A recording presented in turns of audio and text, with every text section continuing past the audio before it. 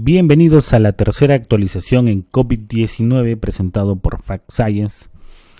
Bien, soy el Dr. Vladimiro Choque, especialista en medicina de laboratorio, o sea, la especialidad de patología clínica. Y hoy vamos a comentar sobre si nuestros laboratorios aseguran la nueva normalidad. Un tema muy importante porque cada día se está empezando a aperturar con la estrategia que tiene el gobierno los trabajos en las diferentes áreas de producción. Entonces, la pregunta es, ¿el laboratorio está asegurando adecuadamente la nueva normalidad con la estrategia? ¿Estamos haciendo lo correcto? Entonces, para empezar a hablar esto, vamos a hacer un pequeño resumen sobre cómo nos está yendo a nivel de la cantidad de infectados.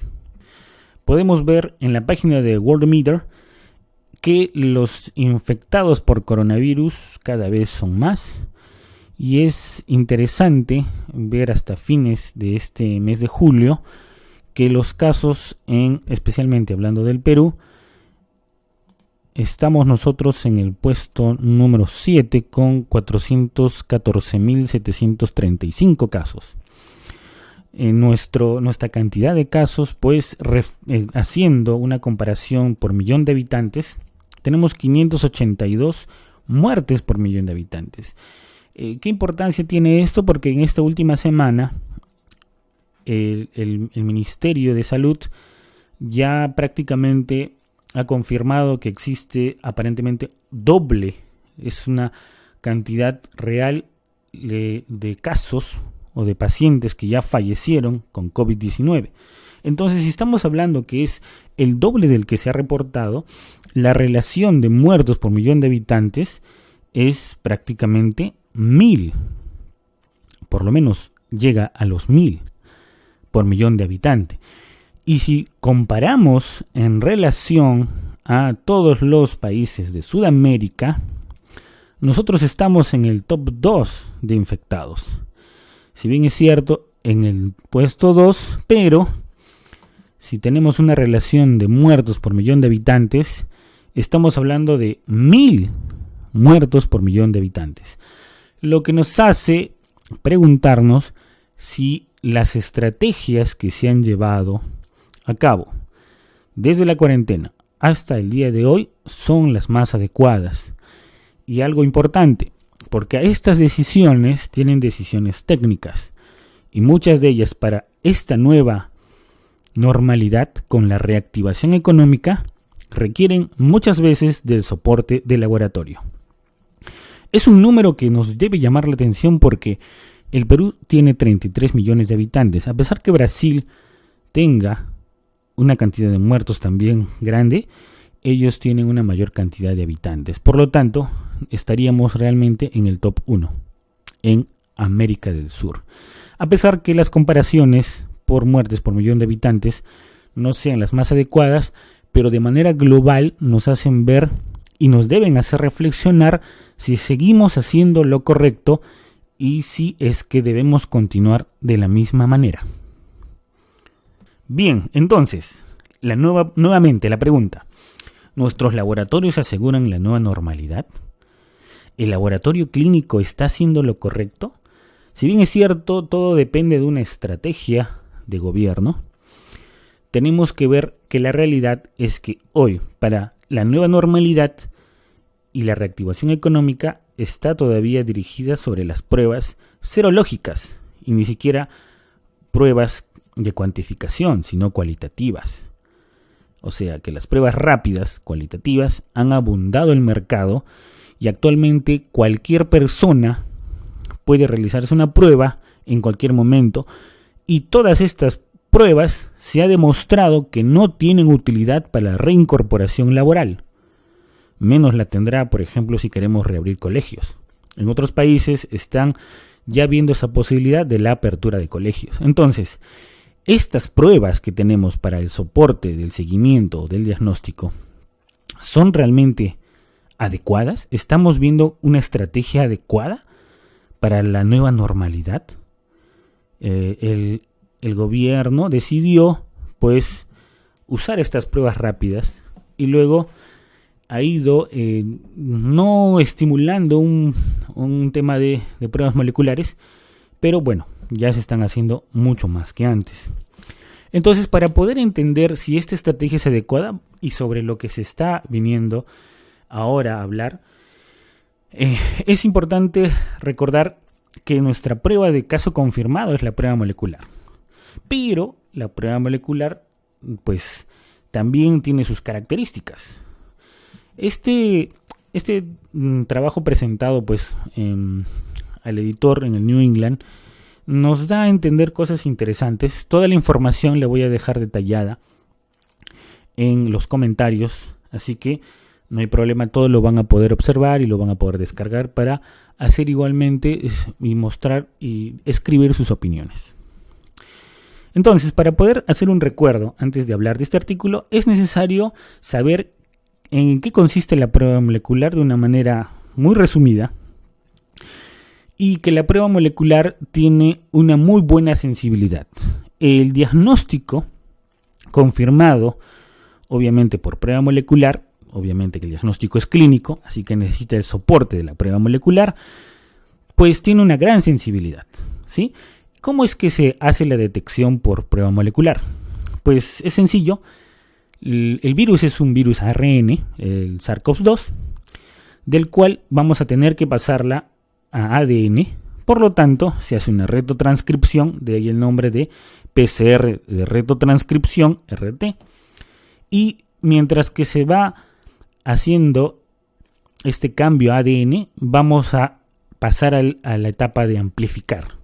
Y amplificar con una polimerasa, por eso acá está el tema del PCR, va a ir incrementando y duplicándose por ciclos, cada ciclo la carga viral. Y de esa manera se hace la detección comparando pues con un control. Bien, no nos vamos a dedicar a ver todas las curvas de manera detallada, el estudio molecular, pero vamos a ir a esto importante. Que mientras que no se detecte el virus, vamos a seguir haciendo ciclos para ver si los cebadores detectan algún segmento viral y se empiezan a amplificar. Llega un momento, si es que existe el virus, en nuestra muestra que hemos sacado por hisopado, ojo, prueba de PCR, hablamos de hisopado, pues llega un momento en que en tanto los ciclos que se realizan, pues empieza a detectarse carga viral. Vemos acá la carga viral. Y esto de aquí empieza a detectarse con más ciclos, se va duplicando la carga viral. A esto se le llama cycle threshold, porque va a llegar un número de ciclos en los cuales ya vamos a tener la identificación del virus. ¿Eso qué quiere decir? Que si yo hago más ciclos, quiere decir que hay poco virus y necesito duplicarlos mucho para que pueda ser detectado, ¿sí? Si yo necesito pocos ciclos, pues la carga viral es muy alta. Más o menos la relación estamos hablando de que va a aumentar la carga viral y se va a reducir 3.32 en el valor de los cycle threshold. Entonces, aquí lo importante es saber de que a mayor carga viral, los CT van a ser menores, ¿sí? Entonces, con ese conocimiento en este trabajo, lo que pudimos darnos cuenta en pacientes que se han infectado de coronavirus, de SARS-CoV-2, pues los primeros días son de alta carga viral hasta que pasan los días y esta carga viral va disminuyendo, ¿sí? Entonces, recordando lo mismo, que la carga viral va, cuando aumenta más de 10 veces, el CT baja 3.3 para ser más exacto. Entonces, ¿qué sucede? Que muchos de estos pacientes que tienen esta cantidad de carga viral, obviamente serán los que infecten, ¿no? Y ahí hablamos de la sensibilidad de las pruebas, y el PCR tiene una sensibilidad del 50%. ¿Por qué? Porque conforme pasen los días, esa sensibilidad que tenía alta del 100%, pues empieza a disminuir conforme van pasando los días, porque la carga viral también baja. Y es ahí donde las pruebas serológicas tienen mayor atención, porque empieza a ver la respuesta inmune en un paciente con buen sistema inmune, empieza a incrementar. Obviamente ya se ha hablado muchísimo de las pruebas serológicas y empiezan a incrementar IgM e IgG, pudiendo ser, dependiendo de la sensibilidad de la prueba serológica, pues primero IgM o IgG, mucho depende de la sensibilidad de estas pruebas. Pero la prueba serológica tiene muchos problemas, a diferencia del PCR, que serían uno de ellos importante, la calidad del producto, si se usa un antígeno en N o el RBD o Spike, etcétera, lo que hace que la estandarización, por ejemplo en el Perú, pues sea diversa. Es más, algunas marcas ni siquiera identifican o muestran qué tipo de antígeno se está utilizando, y por lo tanto su sensibilidad y especificidad es muy variada. Algunos tienen encima falsos positivos, por lo tanto hacen que esta prueba para reincorporación laboral, por ejemplo, no tengan ningún tipo de validez. Entonces, las pruebas rápidas no nos sirven para la nueva normalidad. Ojo que no hablamos exactamente de diagnóstico, porque el diagnóstico es clínico y de acuerdo a la clínica, las pruebas serológicas se interpretarán. A pesar de tener esa desventaja, las pruebas moleculares son las que se utilizan para el caso confirmado. Pero también tienen su pequeño problema, que cuando pasan los días, algunos pacientes, después de no tener síntomas, presentan todavía carga viral, que en realidad ya no sería carga viral, sino serían segmentos virales. O sea, ya no hay virión. Lo que tenemos es segmento que ha sido pues producto de la respuesta inmune y la destrucción de estos. Y tienen que ser limpiados por los monocitos, por los macrófagos, para poder finalmente el paciente no presentar estos segmentos virales. Porque la prueba molecular podría salir positiva. ¿Cuándo? Cuando los CTs, los ciclos, sean muy altos. Es más, se habla que más de 40, ya se habla algunas veces de falsos positivos, porque ese nivel de ciclos no serían los que realmente estemos hablando realmente de enfermedad. Entonces, aquí está el ojo del asunto. ¿Por qué? Porque estamos usando para reincorporación laboral todavía, ya se han dado algunos criterios clínicos para la reincorporación, pero todavía se siguen usando las pruebas rápidas. Y son muchas las consultas que me llegan y que llegan a otros colegas. Me sigue saliendo negativo y no me permiten, me sigue saliendo positivo la prueba y no me permiten regresar al trabajo. Hoy en día se ha designado médicos ocupacionales para poder decidir y tomar decisiones en los centros de trabajo. Algunos trabajos no tienen médico ocupacional. Los médicos ocupacionales en el Perú tampoco es que haya una gran cantidad de especialistas, porque los formados por la especialidad son pocos, son muchos de maestría o diplomado.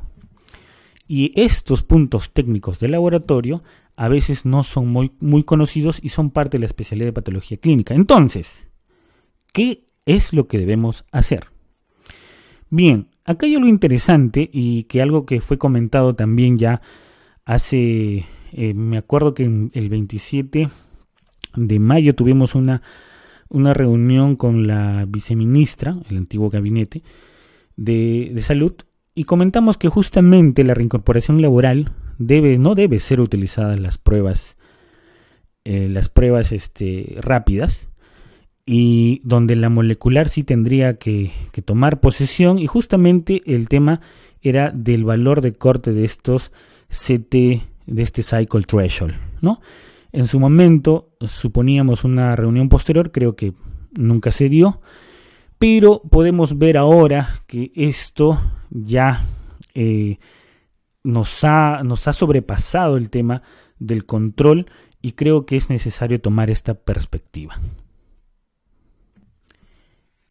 es algo interesante porque el doctor Michael Mina, él es de Harvard, hace en una entrevista realizada en estas actualizaciones que se hacen de virología, justamente comenta algo similar, de las decisiones que se están tomando para quién o no se debe aislar.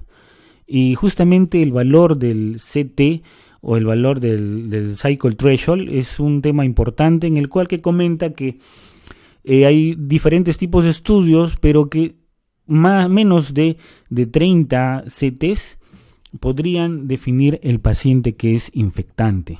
Y esto es interesante porque con un CT ya bajo y que decimos que una persona es infectante o no, las decisiones son mucho más rápidas.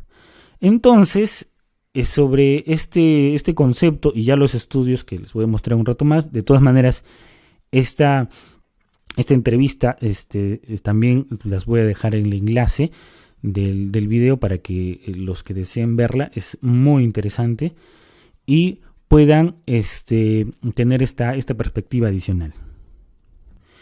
Pues es interesante porque se está trabajando en Estados Unidos una prueba de papel que le llaman de tira, pero que está basada bajo la metodología de CRISPR, ¿no? CRISP no vamos a detallar tampoco esta metodología que es de edición muy interesante, pero que de costar un PCR alrededor, pues, en nuestro país, alrededor de 400 soles, unos alrededor de $100, y que el resultado hoy día lo tenemos en 4 días, bueno, ha bajado ahora a 3 días, y sigue siendo centralizado. No ha habido un plan para descentralizar las pruebas moleculares de manera muy escalada, sino pues a nivel regional, y no de manera, pues en el Lima son 9 millones de habitantes, de los cuales solo el centro de referencia y algunos privados tienen la prueba, hace que sea muy difícil el acceso y caro. Pero ¿cuánto costaría una de estas pruebas? Alrededor pues de $1, lo que haría mucho más fácil y sencillo el poder detectarse hasta si quieren abrir, por ejemplo, ellos comentaban de reaperturar colegios mediante este tipo de pruebas, obviamente dirigidas a antígeno. Este CRISP detecta ¿qué cosa? Antígeno. Y justamente tendría una valoración a lo que es infectante. Entonces, el valor de estas pruebas que se vienen más adelante también serían una opción. Pero no hablemos ahora solamente de lo que sería futuro, sino lo que tenemos actualmente en laboratorio para este tipo de estudio. Bueno, aquí les presento pruebas que ya nosotros conocíamos y que teníamos desde hace muchos meses como opción de compra. Lamentablemente hemos ido comprando más pruebas rápidas para anticuerpos que las pruebas rápidas para antígeno. Y bueno, hubo una gran publicación por ahí de España dando una baja sensibilidad y dándole pues dando por tierra estas pruebas de antígenos, pero que actualmente sí tienen un valor. Primero vamos a ponerles, estoy poniendo la página de FINT, que es una fundación internacional que trabaja de manera independiente valorando las pruebas de laboratorio en el mundo, y de las cuales este organismo tiene un gran soporte si alguno quiere escoger alguna prueba o utilizar alguna prueba, de que ellos han validado de manera independiente las mismas. Y mencionan pues a 5 tipos de pruebas de antígenos, de las cuales tenemos 3 visuales, quiere decir que la lectura se hace como si fuera una de anticuerpos, de manera rápida, pero ojo, usamos antígenos, quiere decir que usamos hisopado. Y tenemos otras, una que necesita un lector, y también la otra que trabajan bajo inmunofluorescencia. O sea, finalmente tiene que haber una lectura, ¿sí? Pero están basadas en antígeno. Entonces, ¿cuál es el punto? ¿Cuál es el punto acerca de esto? Tenemos estas pruebas, acuérdense bien, por ejemplo, Coris Bioconcept, Rapigen y SD Biosensor. ¿Sí? La prueba, por ejemplo, de antígenos que se usó en España y que dio una baja sensibilidad, menos del 30%, no se encuentra en esta lista porque no fue validada por FINT y no se demostró pues esa correlación que indicaba, ¿no? De esta manera uno puede tener la seguridad que pruebas puede estar comprando, no solamente de la parte de antígenos, sino también de anticuerpos moleculares, etcétera, etcétera. Pero ¿por qué me voy a este tipo de pruebas? Bien, vamos a ver algo más interesante. Bien, presentamos aquí una prepublicación que fue cargada el 30 de mayo, el cual hace una comparación entre justamente las pruebas rápidas de antígenos contra las pruebas moleculares. Y es interesante este trabajo realizado por nuestro país vecino, en los cuales hace la prueba pues y hace la comparación. No voy a entrar a muchos detalles, quiero que vean este tipo de información. Se utilizan varias pruebas, una de las cuales es justamente las que se encontraba en FINT. Por ejemplo, está Rapigen. ¿Y qué es lo que se encuentra? Vamos a ir a esa parte y vamos a valorar exactamente los cycle threshold. ¿Por qué hablamos exactamente de los cycle threshold? Porque las muestras utilizadas fueron comparadas con PCR y justamente con el cycle threshold del que hablábamos. Y justamente estamos hablando de que el paciente infectante tiene alrededor de 25 a 33 cycle threshold para provocar enfermedad. Les voy a mostrar más adelante el trabajo que dice que ha sido probada en células Vero de un 24 cycle threshold. Pero bueno, en este caso, bien, seguimos bajando para ver qué kits comerciales fueron comparados. Por ejemplo, tenemos aquí Rapigen, que se encuentra en la lista de FINT, el LiminBio, que no se encuentra, Saban tampoco, y BioEasy, que es la que se encuentra también en la de FINT, justamente la que tiene y la que utiliza pues IFA, mientras que esta es una prueba rápida que detecta antígeno. Y podemos ver las comparaciones y es interesante el CT. Miren ustedes en Rapigen, CT alrededor de 20, casi llegar hasta 30, detectó junto con el molecular verdaderos positivos. Se le escaparon a nivel de estos, sí, pero en su mayoría los que tenían CTs muy altos. ¿Qué quiere decir? Cargas virales muy bajas no las pudo detectar. Pero si nosotros hablamos de un valor de 25, pudo detectarlas. Hay mucha diferencia con lo que detectó, por ejemplo, Saban y BioEasy. A pesar de todo, Rapigen y BioEasy tuvieron buenas cantidades, según CT en promedio, para poder detectar carga viral.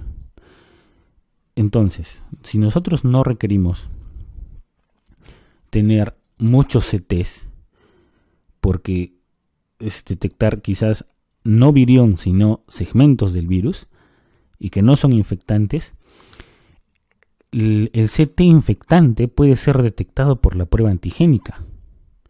Esto hace de que las pruebas antigénicas, obviamente validadas, no cualquier prueba, el gobierno tendría que no aceptar cualquier compra, porque pasaría lo mismo que pasó con las pruebas rápidas de serológicas, y que hubo distintos tipos de sensibilidad, se compró de una manera indiscriminada, sino validadas, y obviamente las que están en FINT son las que tienen justamente este nivel de sensibilidad. Y es más, en China se hicieron algunas comparaciones, pero bueno, En la discusión podemos ver que llegó hasta un nivel de 84% y en algunos casos 98%. Entonces, esto para este tipo de pruebas, tanto para RapiGen, por ejemplo, y como para BioEasy, son muy buenos resultados. Y si nosotros nos tomamos para un tema de reincorporación laboral, estas pruebas tienen el costo similar a una prueba rápida. El día de hoy los precios han disminuido. Uno compra pruebas rápidas de hasta 33 soles por la gran demanda. Las pruebas antigénicas estarían costando pues muy similar, lo que hace que, a diferencia de una prueba molecular, sea más rápida y también sea más económica, y podría estar valorando utilizarla cada 3 días o cada 5 días, siendo más útil para el seguimiento de nuestros trabajadores, o en el caso que se reapertura algo más, de igual manera. Entonces, igual el trabajo se los dejo en la descripción para poder ver otra marca en las cuales fue también evaluó Find y tener este tipo de estudios. Bien, aquí hay otro trabajo, en este caso es RespiStrip, que también está validado por Find, es el primero que aparece en la lista, en el cual se han comparado con, vemos aquí la forma en la cual se trabaja. Igual les voy a dejar el link en comentarios, y aquí podemos observar que es de 15 minutos la prueba, es un hisopado nasofaringio, y se ha hecho la comparación con el PCR con el kit de QIAGEN, y podemos ver que con CTs, con Cycle Threshold menores de 25, utilizando 4 observadores, tenemos 89 de 120, lo que equivale más o menos a un 74.2%.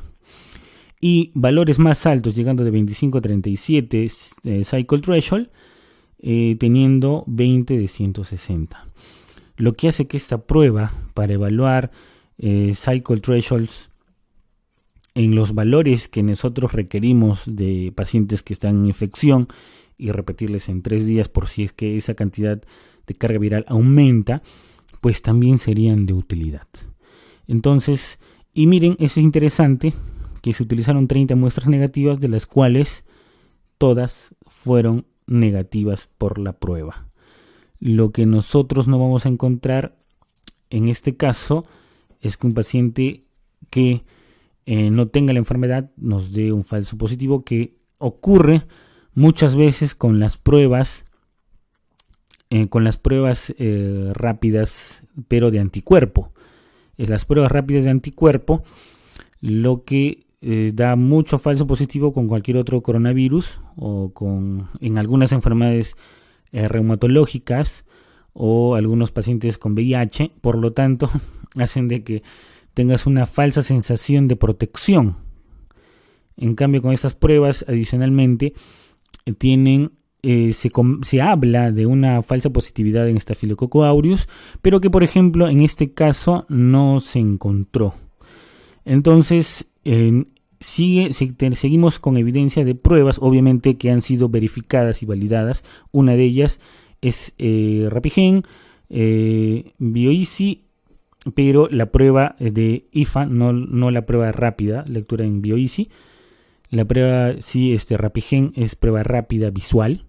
Esta también es visual, por lo tanto es 15 minutos y tienes el resultado como por poder utilizarlo de manera constante y rápido en el tema, por ejemplo, laboral. Y ahora vamos a ver algo más.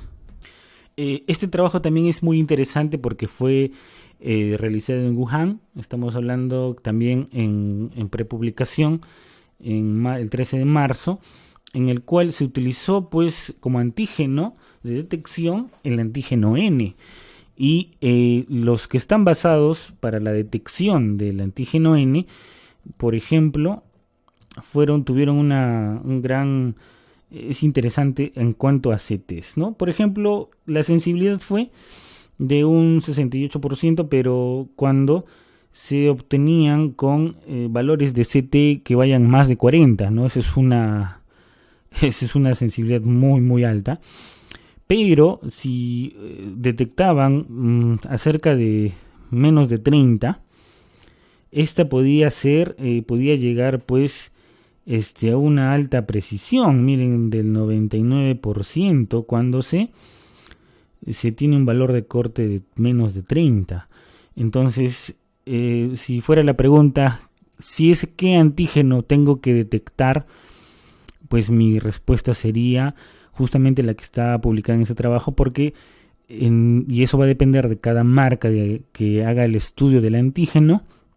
Justamente el N es el que tendría una gran precisión comparada con PCR y con valores de CT de menos de 30, quiere decir en estado de infección.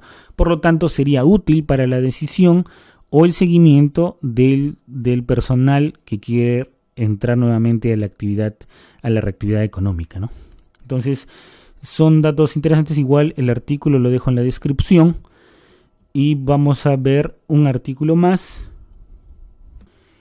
para mostrarles este trabajo, porque se hizo un tema para poder predecir cuál es el valor de carga viral que podría infectar. Se hizo una prueba con células Vero y estas dieron que estas células infectadas se encontraban más o menos con un valor de corte de menos de 24 CTs, ¿no? En pacientes que tienen síntomas pues en menos de 8 días. Entonces, lo cual es muy interesante porque podría ayudar este valor de corte y que quizás nos ponga a pensar realmente ahora cuál es la mejor prueba para ser utilizada en esta nueva normalidad.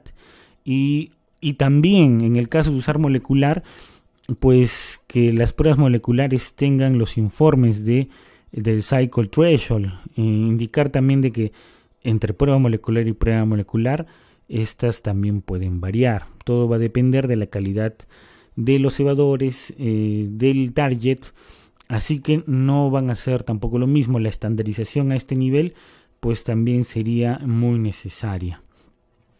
Entonces esta información igual se les voy a dejar pues en la descripción para que ustedes la puedan visualizar. Bien, entonces para terminar, simplemente hay que valorar nuevamente de la parte del laboratorio cuáles son las pruebas que debemos utilizar en el futuro o quizás ya en la actualidad. De todas maneras, voy a seguir actualizando sobre estos temas y quizás hablar de algunos temas que me consultaron, y lo haremos en este canal. Así que los invito a suscribirse, tanto también visualizar la página, y de esta manera pues dándole like podemos seguir hablando de otros temas, quizás de CRISPR o los que ustedes nos dejen en los comentarios. Soy Vladimir Ochoque, médico patólogo clínico, y de parte de Fact Science les agradezco por la atención prestada. Así que síganos en redes, nos vemos hasta la próxima.